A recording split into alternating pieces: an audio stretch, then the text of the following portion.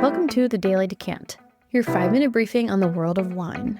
Each episode delivers practical insights to help you choose, order, and talk about wine with more confidence in everyday social settings. Let's get into today's decant. If you like Pinot Noir but want to try something that feels a little more adventurous while still staying elegant and food-friendly, try Etna Rosso. Pinot Noir is a favorite for good reason. It's one of the most useful red wines to know because it feels lighter, more graceful, and easier to pair with a wide range of meals than many heavier reds. It often brings cherry, raspberry, earth, spice, and a texture that feels smooth without being overpowering. Pinot Noir is the kind of wine people order on date nights, at dinners, with multiple dishes, or in any situation where they want a red that feels polished but not too intense. Etna Rosso can appeal to that same drinker. So Etna Rosso comes from Sicily, specifically from vineyards on and around Mount Etna. It's usually made primarily from the Nerello Muscale grape, and while you don't need to remember that name right away, it does help remember the style. Etna Rosso is often bright, red-fruited, lightly earthy, and energetic.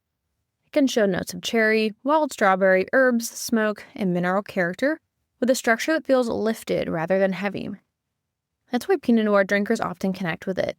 Both wines tend to favor elegance over power, and both work well at the table. Both can also be expressive without being oversized.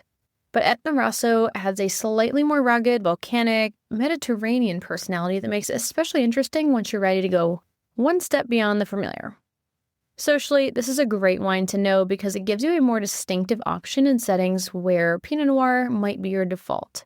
Maybe you're at a restaurant and want a red that works with fish, mushrooms, roasted vegetables, or poultry, but you also want to try something a little bit different.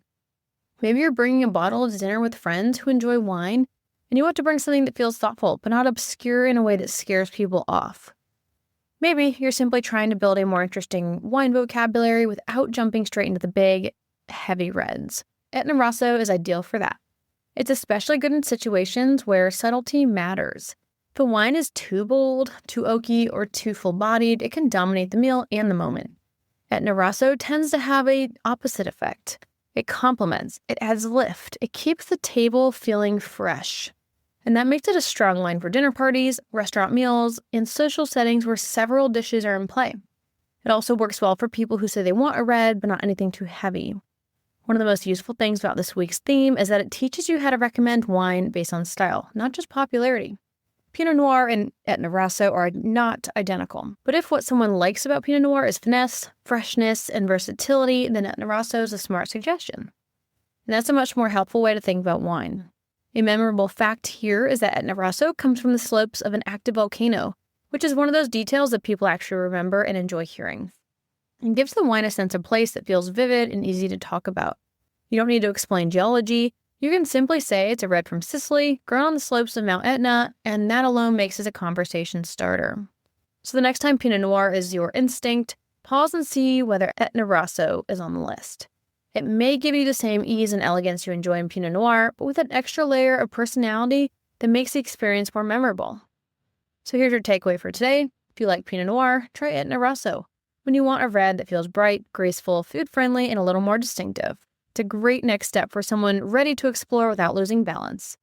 So that's today's Daily Decant. If you found this helpful, be sure to subscribe and share with your friends so you can continue building your wine knowledge in just a few minutes a day. See you tomorrow for your next decant.